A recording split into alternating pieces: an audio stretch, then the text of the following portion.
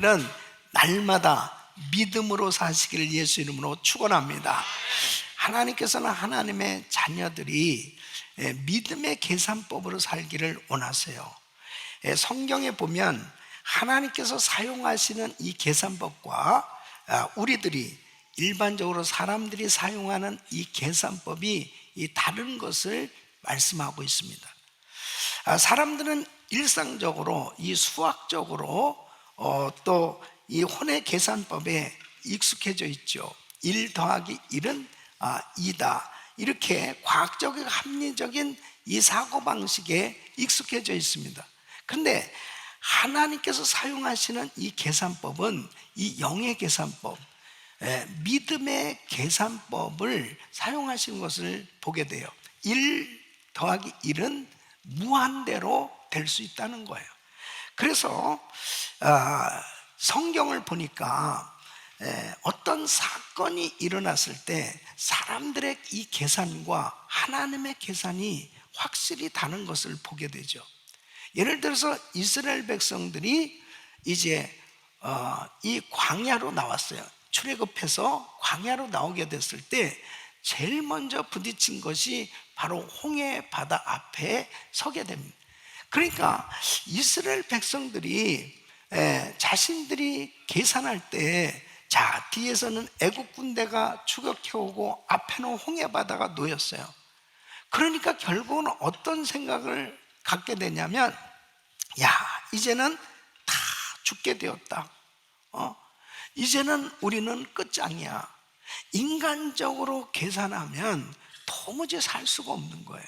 그런데 하나님의 계산법으로는 홍해를 육지같이 건널 수가 있다는 거예요.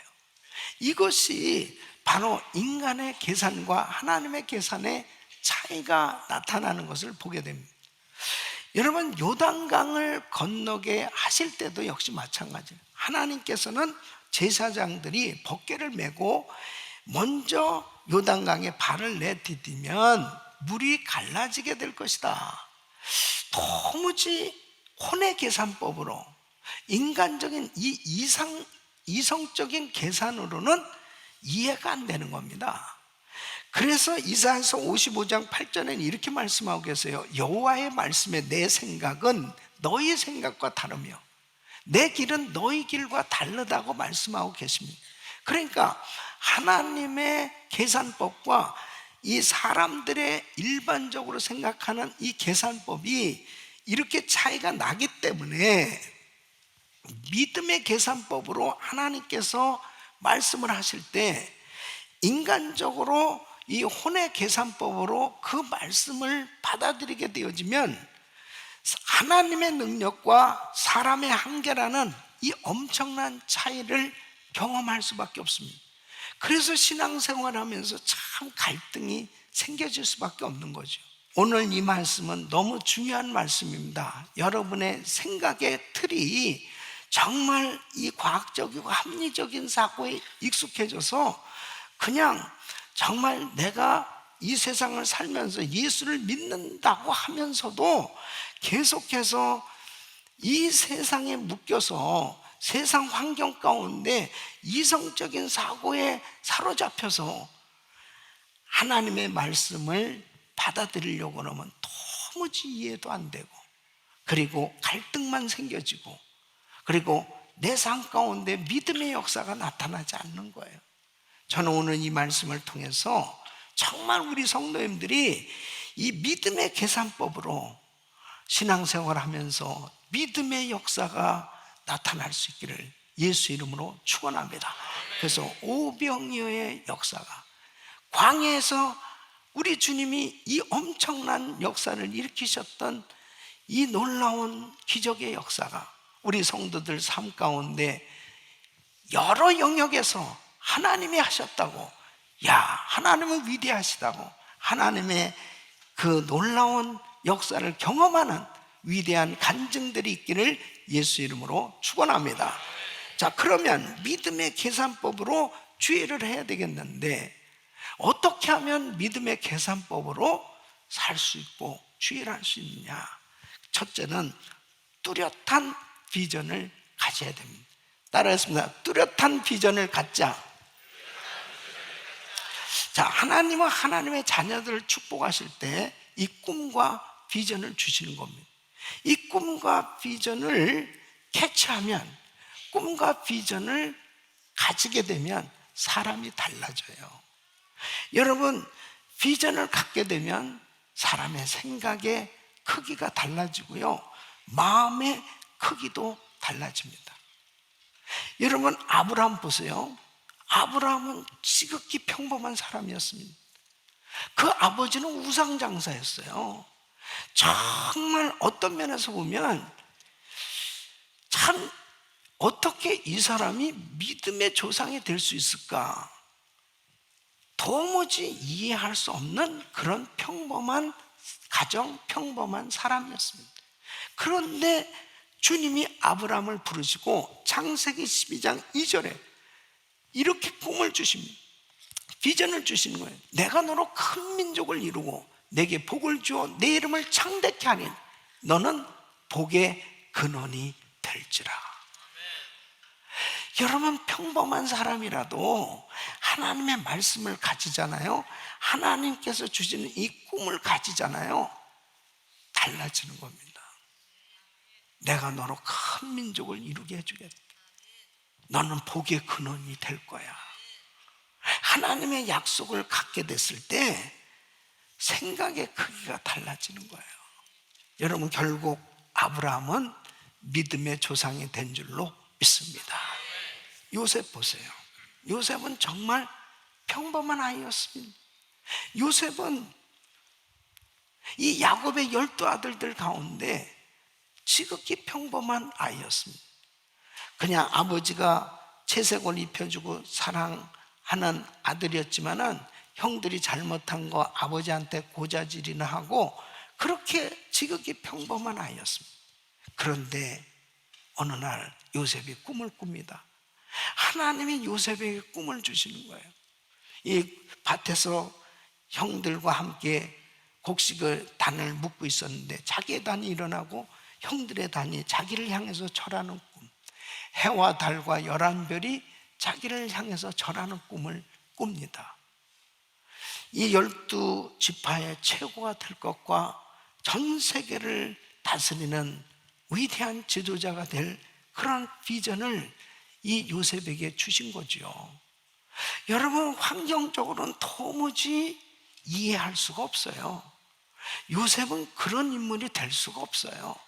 그런데 하나님이 꿈을 주시니까 사람이 달라지는 거예요. 그리고 종살이라고 옥살이를 해도 그 어려움을 극복할 수 있었던 거, 꿈이 있었기 때문입니다. 여러분, 믿음의 계산법으로 산다는 것은 뚜렷한 비전을 가지면 그 어려움을 극복할 수 있어요. 네? 믿습니까? 하나님 앞에 정말 우리가 이 비전을 갖는다는 게 이렇게 중요한 거예요. 여러분 보세요. 사사기 13장에 보면은 이 삼손이라는 사람이 나옵니다. 이 삼손은 이름의 뜻이 태양과 같은 자, 강하다, 귀하게 여기다라는 뜻이 있어요. 그 이름 그대로 정말 귀하게 태어난 자식입니다. 그리고 하나님이 엄청난 은사를 부어주셨습니다. 이 삼손처럼 이렇게 큰 힘을 가진 사람 거의 없어요. 엄청난 능력을 받았어요. 자, 그런데 안타까운 게 뭐냐? 삼손은 하나님이 자기를 향한 이 비전, 하나님의 비전을 캐치하지 못했습니다. 하나님은 이 삼손에게 이런 엄청난 은사와 능력과 은혜를 주신 것은 민족을 살리는 지도자로, 사사로 세워서 하나님의 위대한 일을 하도록 하기 원하셨는데 이 삼손은 그 비전을 캐치하지 못하니까 그 엄청난 은사와 능력을 가지고 기생집에 들락거리는 거예요. 예? 비전이 없으면 그렇게 삽니다. 많은 물질 가지고 할 일이 없는 거예요. 다른 사람보다 더 많은 지식을 가지고 더 많이 배우고 더 많은 것을 가졌음에도 불구하고 비전이 없으니까 정말 한심하게 사는 인생들이 얼마나 많은지 압니까? 여러분, 이 비전을 갖는다는 게 그렇게 중요한 거예요. 우리 성도님들 한 사람 한 사람은 다 하나님이 비전을 주셨어요. 은사도 주셨어요. 은혜도 주셨어요. 믿습니까? 하나님이 여러분들을 다 부르셨고 하나님께서 여러분들에게 어마어마한 그런 비전을 주셨단 말이에요. 그런데 여러분은 과연 그 비전을 확실히 캐치하고 있느냐 이거예요. 그 비전을 따라 살고 있느냐 이거예요. 비전이 있어야 영의 계산법, 바로 이렇게 믿음의 계산법으로 살 수가 있는데, 비전이 없으면 혼의 계산법으로 사는 겁니다. 혼의 계산법. 그냥 몸이 아프면 그냥 아픈 대로, 그 다음에 사업이 안 되면 사업이 안 되는 대로, 잘 되면 잘 되는 대로, 그냥 환경의 영향을 받으며 그냥 살아가는 거예요. 그런데 이 비전은 하나님께서 나를 향하신 하나님의 계획인데, 나를 향하신 하나님의 계획이 뭐냐? 창세기 1장 28절 보면 하나님께서 남자와 여자를 창조하시고 그들에게 복을 주시며 이르실 때 생육하고 번성하고 땅을 정복하고 땅을 다스리라. 바로 하나님이 인간을 창조하신 목적은 우리를 통해서 찬송 받으시기를 원하시는 것입니다. 우리를 통해서 영광을 받으시기를 원하시는 것입니다. 우리를 통해서 이 땅에 하나님의 자녀들이 충만해지기를 원하시는 거예요. 그러니까 내가 사업을 해도 이 사업을 통해서 복음이 전해져야 되는 거예요. 내가 하는 모든 일들을 통해서 죽어가는 영혼을 살리는 이 일에 쓰임 받기를 원하시는 거예요. 이게 우리를 향하신 하나님의 계획, 비전입니다. 그런데 이 비전을 제대로 캐치하지 못하면 그냥 내가 가지고 있는 물질, 내가 가지고 있는 지식, 내가 가진 모든 하나님이 주신 이 좋은 환경을 가지고 그냥 자신만을 위해서 사는 거예요. 그 자신만을 위해서 살다 보니까 어떻게 되냐면, 나는 뭐 별로 부족함이 없는데, 내가 뭐 굳이 뭘 할 것도 없고, 이 비전이 없는 사람이 얼마나 한심하게 사는지 압니까? 그냥 할 일이 없대요. 뭐 그렇게 악을 쓰면서 구할 것도 없고, 나는 그냥 부족함이 없고 아쉬운 것도 없고, 하나님이 주신 그 모든 것을 통해서 죽어가는 영혼을 살리고 한 명이라도 더 주님께 인도하는 이 귀한 비전을 이루기 위해서 너희는 가서 모든 족속으로 제자를 삼아, 바로 그 비전을 이루려고 하면은 항상 하나님 앞에 구하지 않을 수 없다는, 그렇습니다. 비전이 이루어지게 하여 주시옵소서. 그러면 하나님 필요한 대로 건강도 주시고 물질도 주시고 은사도 주시고 능력도 주시고 은혜를 주셔서 이 믿음의 계산법으로 살아야 됩니다. 절대로 우리 성도님들은 정말 이 혼의 계산법으로 살지 마시고 믿음의 계산법으로 살아야 될 텐데, 그러기 위해서는 하나님께 뚜렷한 비전을 받으시길 예수 이름으로 축원합니다. 두 번째는 믿음의 분량이 채워져야 되는 것입니다. 여러분, 사람들은 믿음의 분량만큼 생각하고 행동하는 거예요. 자, 보세요. 오늘 이 마태복음 이 14장 15절 말씀을 보면은, 지금 예수님이 모이고 예수님께서 이 모인 무리들에게 이 말씀을 전하고 사역하는 이 현장의 현실이 이래요. 저녁이 되면 제자들이 나와 가로되 이곳은 빈들이요 때도 이미 저물었어요. 이게 현장입니다. 그러니까 이 제자들이 인간적인 계산법은 이거죠. 무리를 보내어 마을에 들어가 먹을 것을 사 먹게 하소서. 이것은 지극히 당연한 그런 생각이라고요. 근데 예수님 뭐냐면 갈 것 없다, 너희가 먹을 것을 주어라 그래요. 너희가 먹을 것을 주어라. 이 말씀은 불가능해 보이는 문제를 해결할 열쇠가 이미 제자들이 가지고 있다는 뜻이에요. 그러니까 하나님께서, 우리 예수님께서 사역을 하실 때 엉뚱한 사람을 통해서 사역을 하는 게 아니고 지금 제자들을 통해서 주님이 일하시겠다는 뜻이에요. 갈 것 없다, 너희가 먹을 것을 주어라. 이 말씀을 어떻게 이루어질 수 있겠느냐? 제자들이 믿어야 이런 역사가 일어날 수 있죠. 그렇죠? 예? 갈 것 없다, 너희가 먹을 것을 주어라. 도무지 이해가 안 돼요. 지금 우리가 가지고 있는 게 아무것도 없는데, 그런데 어떻게 이 많은 엄청난 무리를 어떻게 먹이냐 말이에요. 근데 예수님께서는 믿음의 계산법으로, 영의 계산법으로 축복하기를 지금 원하신다니까. 그런데 이런 역사가 일어나면 5천 명을 먹이고 12강조를 남기는 이런 역사를 주님이 지금 준비해 놓으시고 지금 말씀하신단 말이에요. 이런 역사가 일어나기를 원하신단 말이에요. 그러려니까 제자들의 믿음의 분량이 채워져야 돼요. 그래야 순종이 가능한 거예요. 이해가 안 되면 믿을 수가 없잖아요. 너희가 먹을 것을 주어라. 너희가 믿음의 계산법을 사용해서 믿음으로 일한다면 지금도 너희를 통해서 위대한 일을 이루어질 수 있다는, 위대한 일이 이루어질 수 있다는 것을 믿으라는 거예요. 아멘.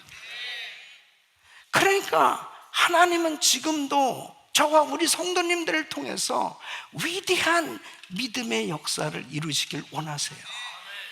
그런데 내가 현실적으로 보면 주님, 나는 나이도 많고 나는 가진 것도 부족하고 나는 너무 여러 가지 환경적으로 내가 지금 당장에 살기도 지금 힘든 그런 처지입니다. 그 내 현실, 내 환경을 통해서 하나님이 일하셔야 되는데 그 환경만 계산하고 있을 때는 아무런 일이 일어나지 않는 거예요. 200데나리나 부족합니다. 부족합니다로 끝나는 거예요. 이래서 부족합니다. 저래서 부족합니다. 그러니까 어떡하라는 얘기예요. 그러니까 안 된다는 거죠. 그래서 도무지 순종이 안 되는 거예요. 그러니까 믿음의 분량이 채워진다는 것은 뭐냐? 이런 환경임에도 불구하고 하나님이 하신다면 믿습니다. 그 수준까지 올려야 돼요. 자, 보세요. 하나님이 아브라함 부르셨어요. 아브라함 굉장히 평범한 사람이잖아요. 근데 내가 너로 큰 민족을 이루게 해주겠다. 내가 네게 복을 주어 네 이름을 창대케 해주겠다. 너는 복의 근원이 될 거야. 이렇게 약속을 주셨어요. 자, 창세기 15장에 됐습니다. 아브라함이 10년이 지났는데 자식 소식이 없는 거예요. 10년이 지났는데 그러니까 믿음이 어떻게 되겠어요? 이제 흐려지는 거죠. 그러니까 아브라함하고 사라하고 둘이서 인간적인 계산을 합니다. 아무래도 여보, 진짜 당신은 이제 나이를 점점 먹고 이제 경수도 끊어지고 이제 의학적으로 자식이 낳기도 참 힘들. 그러면은 혹시 저기 제 하가를 통해서 나라는 거 아니야? 그래서 둘이 그런 거 같아. 그리고 의논을 하고 여보, 그래서 사라의 동의하에 이 하가를 통해서 이스마엘을 낳아. 애를 낳는데 또 이게 아들이네. 야, 그런 거 같아. 얘를 통해서 큰 민족을 이루게 해주시는 거 아닐까? 이게 인간적인 생각. 이것 때문에 지금 아직도 이 중동 전쟁이 끊어지지 않아요. 그게 비극의 씨앗이었습니다. 지금까지 이 중동 전쟁이 일어나고 있는 비극이에요, 이게. 예? 여러분, 인간적인 생각이 얼마나 허무한 건지 알아요? 얼마나 잘못된 거예요? 하나님의 약속은 이루어집니다. 그러니까 하나님이 이 정도의 믿음 가지고는 안 되잖아요. 그러니까 믿음의 분량을 채워주시기 시작하는데, 창세기 17장에 보면 이제 아브라함의 나이 99세 때 하나님께서 오셔요. 이 가정에 아브라함을 만나 주십니다. 아브라함아, 내 이름이 뭐냐? 아브라함이라. 아브라함입니다. 아브라함이라 하라. 열국의 아비요. 그랬더니 이름을 바꿔주세요. 사라, 네 이름이 뭐냐? 사라입니다. 사라라 하라. 이건 열국의 어미요, 그런 뜻입니다. 그러니까 사라는 자식도 없는데 열국의 어미요, 열국의 어미요, 열국의 어미요. 아브라함은 열국의 아비요, 열국의 아비요.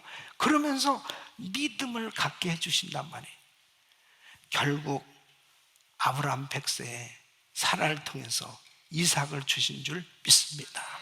믿음의 분량이 채워져야 돼요. 우리가 믿음이 없으니까 계속 인간적인 생각하고 인간적인 계산하고, 그러니까 늘 답답한, 그 하나님은 전능하신 하나님, 위대하신 하나님, 못하실 것이 없는 능력의 하나님이라고 고백하면서도 인간적인 생각으로 그렇게 계산하고 앉아있으니까 아무런 역사가 일어나지 않는 거예요. 무엇보다도 우리의 믿음이 점점 성장해야 될 줄로 믿습니다. 하나님, 나의 믿음 없는 것을 불쌍히 여겨주세요. 하나님의 말씀을 그대로 받아서 믿음의 계산법으로 살 수 있는 이런 믿음의 사람 되게 하여 주시옵소서. 이 믿음의 분량이 자꾸 채워져야 돼요. 그래야 하나님의 말씀이 떨어지면 아멘, 아멘 하고 그 말씀이 정말 나에게 그냥 그대로 믿어지는 거예요. 예? 이런 역사가 일어나길 바랍니다. 그러니까 아브라함을 창세기 12장에 부르셨죠. 그런데 창세기 22장에서야 비로소 이제야 네가 나를 경외하는 줄 알았다, 그게 되잖아요. 믿음의 분량이 거기까지 성장돼야 돼요. 그래야 믿음의 계산법으로 살 수 있다니까요. 우리 사랑하는 성도 여러분, 여러분 지금 정말 어렵습니까? 여러분의 사업이 어려워요? 여러분의 가정 형편이 어려워요? 여러분의 정말 육신의 질병이나 때로는 자녀의 어려움이나 어떠한 육신의 환경 가운데 어려움 때문에 하나님이 지금 우리를 축복하셔서 영의 계산법으로 살기를 원하시는데 자꾸 인간적인 생각을 하면서 혼의 계산법으로 계산하면서 신앙생활을 하려고 하면 절대로 하나님의 역사가 일어날 수가 없어요. 믿음의 분량이 채워질 수 있기를 바랍니다. 그래서 믿음이 성장해야 되는 거지. 세 번째는 말씀에 순종하는 실천이 있어야 됩니다. 여러분, 예수님께서 지금 제자들에게 갈 것 없다, 너희가 먹을 것을 주어라, 이렇게 말씀하실 때 안드레가 이렇게 이야기를 합니다. 9절에 보면 여기 한 아이가 있어 보리떡 5개와 물고기 2마리를 가졌나이다. 그러나 그것이 이 많은 사람에게 얼마나 되겠삼나이까? 되겠삼나이까? 꼭 이렇게 초치는 얘기를 하면 되겠삼나이까? 그러니까 지금 애가 가지고 있는 보리떡 5개와 물고기 2마리, 이 도시락인데요, 이것이 이 많은 사람에게 얼마나 되겠삼나이까? 믿음의 말이에요? 아니에요? 믿음의 말이 아니죠. 금방 이렇게 계산이 돼요. 이거 가지고 뭘 하라는 얘기야? 이걸 가지고 뭘 하라는 얘기야? 금방 계산이 되는 거예요. 그런데 주님은 뭐라 그래요? 그것을 내게로 가져오라. 바로 순종할 때 역사하시는 하나님이신 줄로 믿습니다. 항상 순종할 때 하나님 말씀과 자신의 생각과 환경과 충돌이 반드시 일어납니다. 갈등이 일어나요. 그러나 말씀이라면 순종해 보세요. 역사가 일어납니다. 하나님의 역사가 일어나는 거. 왜? 말씀은 진리니까요. 그 가운데서 역사가 일어나는 겁니다. 요한복음 11장에 나사로가 죽었잖아요. 그때 요한복음 11장 39절에 보면 예수께서 가라 돌을 옮겨 놓으라 하니까 이 죽은 자의 누이 마르다가 가로되 주여 죽은 자가 나흘이 되었으며 벌써 냄새가 나나이다. 안 됩니다. 그런 뜻 아니에요. 그럼 주님이 말씀을 하셨다면, 주님이 말씀하시는 게 중요하죠.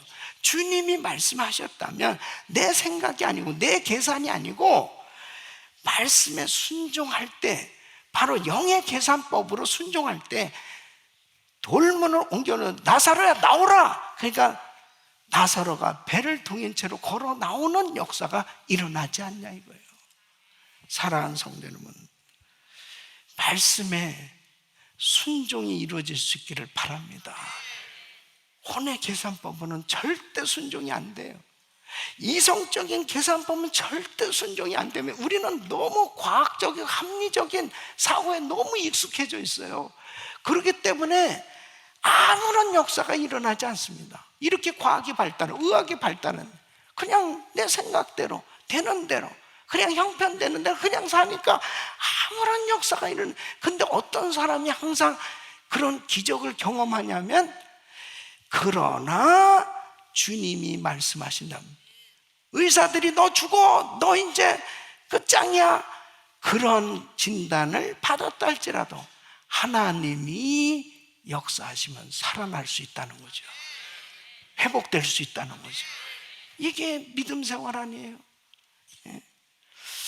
이번에도 GTD 203기에 순종해서 참여한 사람들은 다 은혜를 받았지 않습니까? 이게 참 놀라운 일이에요. 예? 교회를 다니면서도 구원의 확신도 없고, 하나님이 살아계신지, 그리고 천국까지 여기 있는지, 정말 오늘 밤 이 세상 떠나면 천국 갈 수 있는지, 교회를 다니면서도 확신이 없는 사람이 얼마나 많은지 압니까? 예?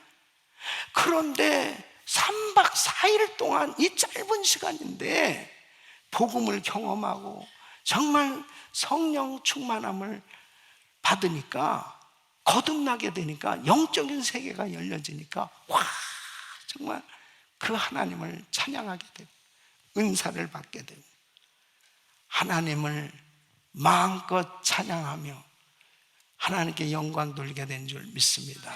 할렐루야. 순종하는 사람에게 역사가 일어나는 거예요. 순종하면 그런 일이 일어날까? 될 수 있을까? 아, 나 지금 바쁜데, 어려운데, 힘든데, 아무런 일이 일어나지 않아요.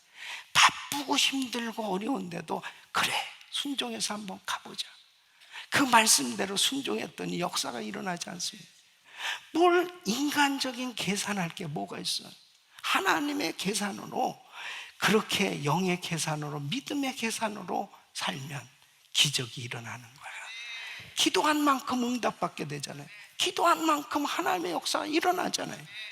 기도하라는데 그것이 무슨 인간적인 생각을 가지고 계산을 하니까 내가 할 수 있고 못할 게 뭐가 있냐면, 사랑하는 성도 여러분, 이제 우리는 혼의 계산법, 너무나 이성적인 계산법에 사로잡혀서 살았는데 이것 좀 다 뒤로 하고 영의 계산법, 믿음의 계산법으로 사시기를 축원합니다.